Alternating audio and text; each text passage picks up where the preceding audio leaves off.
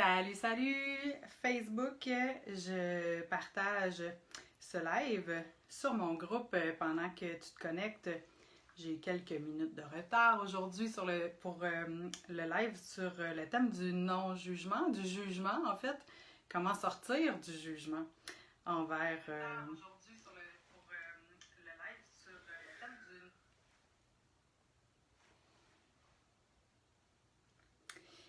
Oui, voilà, excuse-moi de ma petite... j'essaie de partager. Je suis pas top techno, malgré ce que vous pouvez penser. Alors, j'arrive pas à partager le live sur mon groupe. Si jamais quelqu'un est là, je vois des petits yeux. Salut Louise! Si jamais quelqu'un est là et qui est capable de le partager sur le groupe Je danse ma vie, naturellement, il faut être membre du groupe Je danse ma vie pour le faire.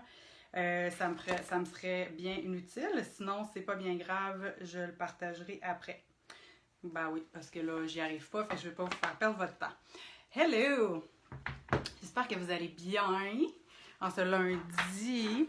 Pour ceux qui écoutent live, et peu importe la journée dans laquelle tu écoutes, j'espère quand même que tu vas bien. Je suis Nadine Bienvenue, chorégraphe de liberté d'être et cheerleader de pleine conscience au quotidien.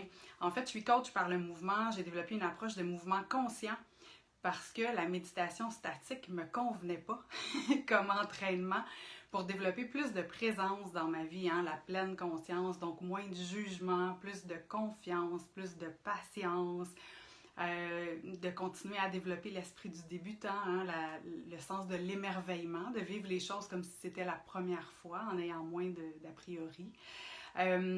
Donc voilà, fait qu'aujourd'hui, je vous propose un petit live sur le jugement. Comment sortir du jugement qu'on a envers nous, envers notre corps. Naturellement, le jugement, pour en sortir, il faut comprendre ce que c'est. Le jugement, on peut l'avoir face aux événements extérieurs. On peut juger la météo, on peut juger ce qui se passe dans les nouvelles, on peut juger la politique, on peut juger tout ça, l'économie, tout ce qui se passe dans le monde. On peut juger les autres, les gens qui nous entourent, qu'on les connaisse ou qu'on les connaisse pas. Hein? Des fois, on connaît même pas des gens, puis on peut porter un jugement sur ces personnes-là de par ce qu'ils ont l'air, leur apparence, leur type d'habillement, leur type de geste, sans qu'on sache en fait l'histoire qu'il y a derrière. Salut ici! Et naturellement, on peut avoir des jugements face à nous-mêmes, face à qui on est comme personne, face à nos traits de personnalité, nos façons de réagir, puis aussi face à notre corps. Donc, il y a différentes façons de juger, puis souvent,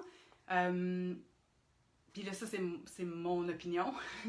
Il y a des personnes qui peuvent avoir le jugement très facile pour les choses à l'extérieur, moins pour les personnes qui les entourent, et inversement, il y en a qui vont avoir beaucoup de jugement envers eux autres, mais pas beaucoup envers les autres. Fait que c'est pas parce qu'on a un jugement ou des jugements dans une sphère qu'on les a nécessairement dans les deux autres. Fait que c'est très variable, c'est très mouvant. Hein? L'humain est une bébite très complexe, bien que très... c'est ça, mystérieuse, mais en même temps très logique. Hein? C'est une belle bébite hybride. Donc, je vais vous raconter une petite histoire sur le jugement pour comprendre à quel point c'est futile, en fait, quand on prend le temps d'y penser. Puis je dis pas qu'on est futile de le faire ou qu'on est nono de le faire, ou c'est des mécanismes qu'on a. Donc, n'ayez pas de jugement envers vos jugements, n'est-ce pas? L'idée, mon objectif à moi, en fait, en vous partageant cette histoire-là, c'est juste que vous preniez conscience l'impact que ça peut avoir, les jugements qu'on peut porter envers les autres, les événements ou nous-mêmes. C'est une histoire que mon père raconte souvent. Mon père est conférencier depuis que je suis toute petite et je l'ai entendu pratiquer ses conférences dans le salon. J'installais mes toutous pour lui faire une petite crowd. Et il racontait souvent cette histoire-là dans ses conférences et ça me faisait bien rire, puis ça m'est resté. C'est l'histoire, puis là je vous la raconte un peu dans mes mots, mais c'est l'histoire d'un monsieur qui habite dans un village et qui a un seul fils et qui travaille au champ. Et là, il y a un vieux cheval. Et là, le vieux cheval tombe pendant qu'il laboure les champs avec son fils et ça fait que son fils se brise la jambe. Et là, tout le village, « Oh, il est donc pas chanceux, le monsieur, son seul fils pour l'aider de travailler au champ, il s'est brisé la jambe. Ah, oh, c'est terrible, quel malheur! » Est-ce, puis là, il faisait ça comme ça, mon père, parce qu'il faut que je vous transpose le personnage. Puis là, il faisait, est-ce bien? Est-ce mal? On ne sait pas. Quelques jours plus tard, la guerre éclate et l'armée débarque au village pour venir chercher tous les jeunes hommes pour aller à la guerre. Et là, quand ils sont arrivés chez le vieux monsieur, son fils s'était cassé la jambe. Il ne pouvait pas aller à la guerre. Ah ben, là, tout le village. Mais il est donc chanceux, son fils a la jambe brisée, il ne perdra pas à la guerre, il y a moins de risques qu'il décède au combat, il peut rester avec lui, nanana, nanana. Est-ce bien? Est-ce mal? Et là, mon père, il continuait l'histoire comme ça, là, mais il en rajoutait des couches, là, mais ça n'avait pas de bon sens. Moi, c'est ça qui me faisait beaucoup rire. Mais vous comprenez l'idée. C'est qu'à chaque événement, là, on est dans des événements qui arrivent, chaque événement, on est porté à juger cet événement-là en regardant uniquement cet événement-là. Alors que, et là, ça dépend de vos croyances, mais pour moi, je pense qu'il y a pas une chaîne logique, mais il n'y a rien qui arrive pour rien. Tout a une cause à effet, puis tout nous amène ailleurs. Avec chaque événement, chaque moment où on observe, puis qu'on peut choisir de porter un jugement ou non, ben c'est que c'est un élément dans une chaîne qui va amener à d'autres éléments. Donc, sur le coup, cette étape-là, comme le garçon qui se casse la jambe, sur le coup, on peut penser que c'est une malchance. Mais 3 jours après, on comprend que dans le fond, c'est une chance. Parce qu'il ne voulait pas aller à la guerre. Bon, puis là, on n'est pas dans une question de valeur qu'il faut faire la guerre ou pas la guerre. Là. On n'en est pas là du tout. Mais vous comprenez l'idée? Donc, c'est pareil quand on émet des jugements face aux autres, les gens qu'on connaît, les gens qu'on ne connaît pas. On porte un jugement sur un élément conscrit, je ne suis pas sûre si c'est le bon mot, là, conscrit dans le temps, alors que cet élément-là fait partie de tout le reste, d'un grand tout, d'une grande série d'actions. Donc, est-ce bien, est-ce mal? Au final, on ne le sait pas. Hein? Parce qu'on ne sait pas ce qui va émerger de ça. Comme des fois, moi je suis en affaires, j'ai eu une agence de publicité pendant des années, il y a des contrats qu'on n'a pas eu. On fait des appels d'offres, on fait des pitchs. Puis sur le coup, c'est sûr, quand on a travaillé fort pour avoir un pitch, puis c'est un beau contrat, puis ça va générer du travail pour l'équipe pendant plusieurs mois, tout ça, c'est des sous.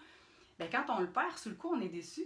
Mais si on avait eu ce contrat-là, on n'aurait peut-être pas eu la place dans l'agenda pour prendre d'autres contrats qui vont être plus le fun.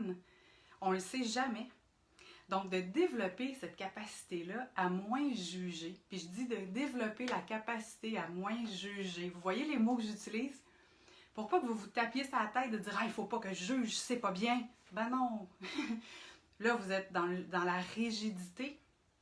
Et la rigidité, il y a beaucoup de jugement aussi dans cette rigidité-là. Alors, comment, juste physiquement, comment on peut mettre un peu de souplesse là-dedans, puis de bienveillance là-dedans, dans le jugement, puis dans notre capacité à développer une approche qui est moins dans le jugement, qui est plus dans l'observation neutre. Ouais. Parce que le jugement, puis je reprends mes notes, là, parce que le jugement crée de la souffrance, en fait.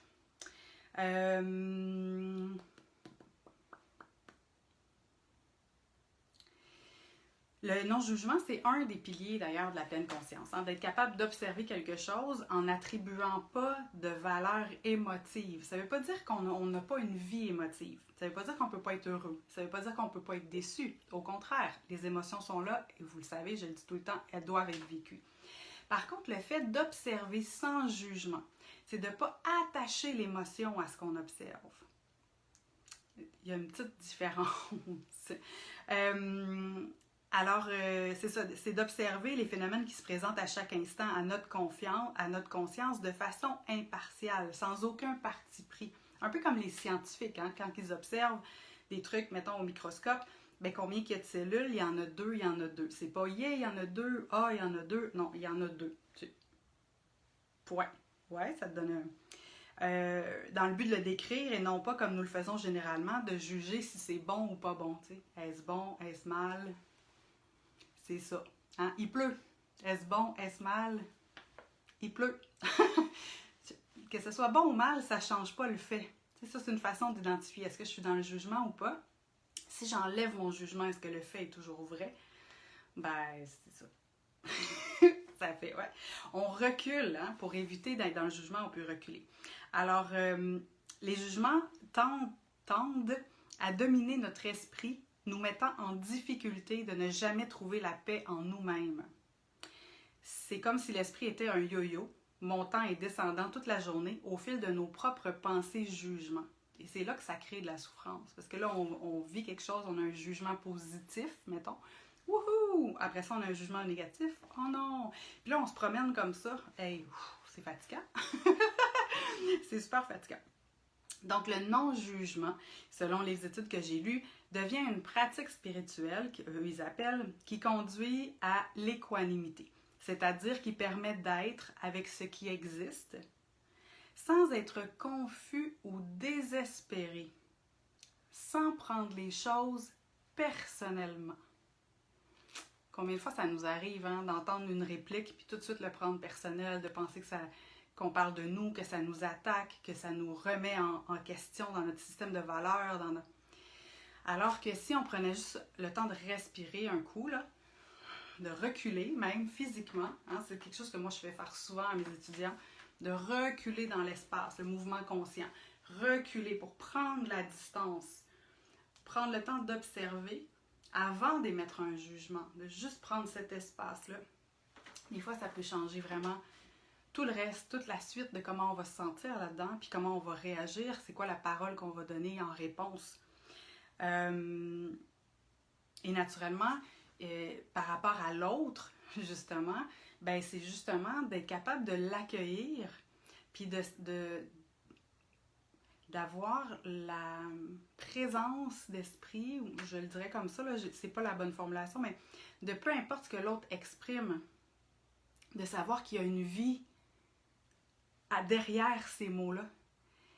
La personne, puis on la connaît pas, son histoire.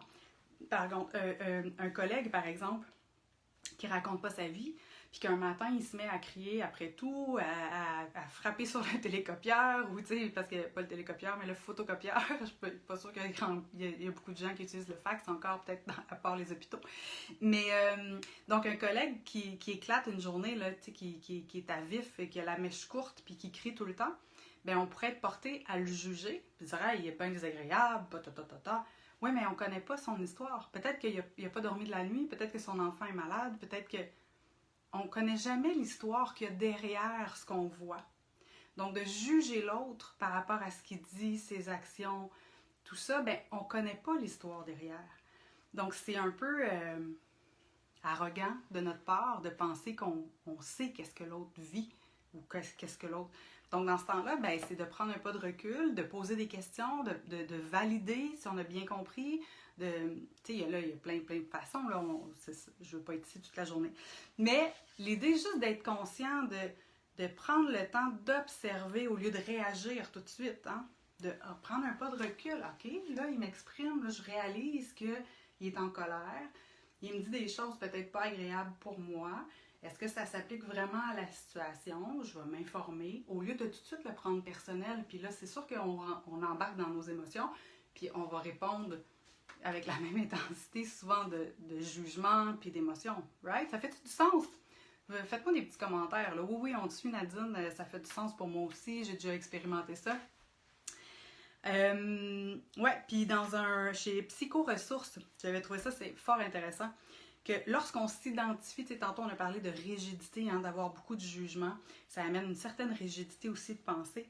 Et lorsqu'on s'identifie nous-mêmes de façon rigide, on finit par vouloir correspondre à une image qui n'est pas vraiment nous. Donc le jugement envers nous-mêmes, envers notre corps, ça crée des attentes qui sont irréalistes par rapport à qui on est pour vrai. C'est à bien y penser, hein? Parce que quand on comprend tout l'impact que ça a, ça vaut vraiment le coup de se dire, ben attends un peu, je vais essayer d'observer dans quel domaine je juge le plus ou je me juge le plus. Souvent, c'est des pensées, jugements, hein? Des petites phrases assassines qui nous passent en tête. Donc, ils disent, on finit par se faire contrôler par ces exigences qui sont extérieures, mais ça finit par contrôler notre intérieur.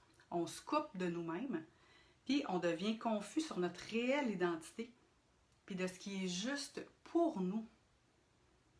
Fait que le jugement, là, ça a vraiment un impact énorme, surtout le jugement qu'on a envers nous et envers notre corps. Hein, parce que c'est ça l'idée du live, de dire comment on fait pour sortir de ça. Ben, avant de vous donner quelques trucs, puis déjà j'en ai parlé, de reculer, de respirer, déjà ça c'est bien, puis d'avoir cette ouverture-là, de dire comment je peux aujourd'hui améliorer un peu, m'attraper un peu plus souvent quand j'ai un jugement. C'est tout. C'est pas de dire « Hey, moi, à partir d'aujourd'hui, c'est fini, j'aurai plus jamais de jugement. » C'est un peu irréaliste. Tant mieux si ça fonctionne, mais l'approche vous met encore plus de pression parce que c'est rigide. Comprenez-vous l'idée? Peut-être que je vois pas les commentaires ici. Peut-être qu'il n'y en a pas non plus. J'espère que ça fait du sens pour vous. Alors, juste pour vous donner une idée, quand vous allez commencer à reculer, respirer, observer vos pensées, jugements, puis essayer juste de les observer, puis de vous les expliquer. Ah, tiens donc, j'ai un jugement face à ça, c'est intéressant. C'est intéressant. C'est pas « Ah, zut, j'ai encore jugé. » Ben non, là, je me tape sa tête. Ça m'aide pas ben. Comprenez? Ah, c'est donc intéressant. J'ai porté un jugement sur la personne que j'ai croisée dans la rue. Basé sur quoi donc? Ah, basé sur son habillement. Ben oui, j'ai porté un jugement de valeur comme si je savais combien d'argent qu'elle gagne par année ou qu'elle n'a pas de goût. C'est juste de s'observer. C'est tout. Juste le fait de l'observer. Si vous avez une intention d'en émettre moins de jugement, ça le fait. Comprenez-vous? Être conscient, ça le fait. Il n'y a pas de liste de to-do, de crochet à faire, de faire. Il n'y a pas de faire, il y a juste être conscient de vos pensées, de plus en plus, développer cette capacité-là. Donc, une fois que tout ça, que ça c'est mis en place, que vous commencez à mettre ça en place, rapidement, vous allez voir, il y a des bienfaits qui se font sentir.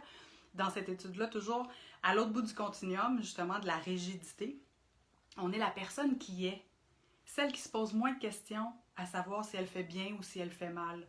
Est-ce bien? Est-ce mal? C'est intéressant. Ouais, c'était des points de vue. Points de vue intéressants. Comment je peux faire? Est-ce qu'il y a d'autres points de vue qui me conviennent mieux? Tu sais, ça aussi, c'est une autre formulation pour nous aider à transposer ça. On est toujours dans quand on se libère tranquillement pas vite des jugements, on s'identifie de façon plus souple et plus créative. On est dans le jeu, dans le plaisir. Hey, qui veut pas plus de plaisir dans sa vie puis qui veut pas jouer avec la vie, d'arrêter de se prendre un peu trop au sérieux? Ça ne veut pas dire de ne pas être rigoureux dans ce qu'on fait puis de ne pas bien faire ce qu'on fait, mais on n'est pas obligé de se prendre au sérieux puis de penser qu'on sauve toutes des vies. Quoique, ça serait un autre sujet.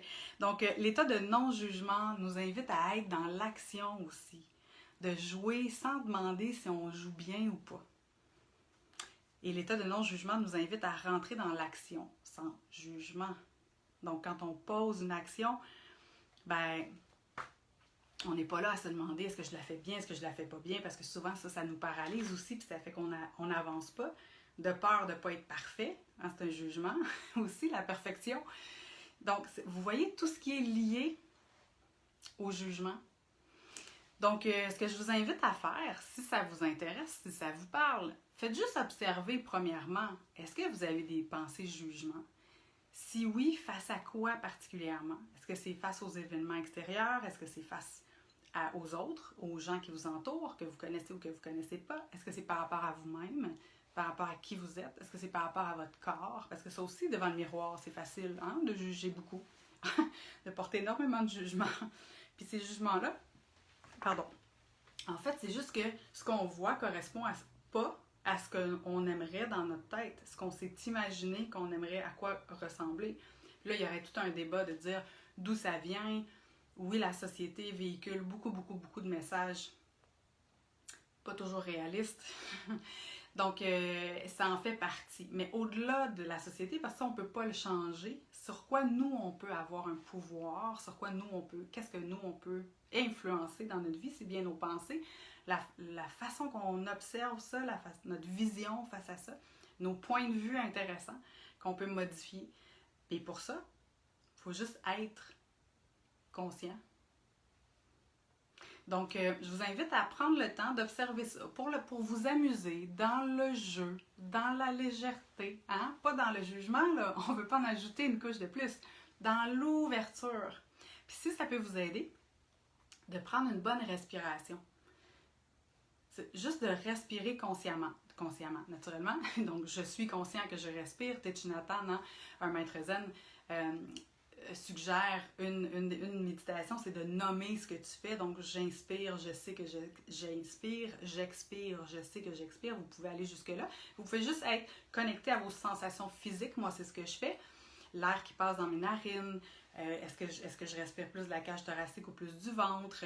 Puis juste de se connecter à ça, puis d'oxygéner mes cellules. Là, vous pouvez ajouter un petit peu de visualisation si ça vous tente. Juste de prendre ça. Quand vous êtes, la respiration, hein, c'est le pont entre le corps et l'esprit. Les jugements, c'est ici. La respiration, c'est ici. C'est dans le corps. Oui, fait que il paraît qu'on ne peut pas être aux deux endroits en même temps.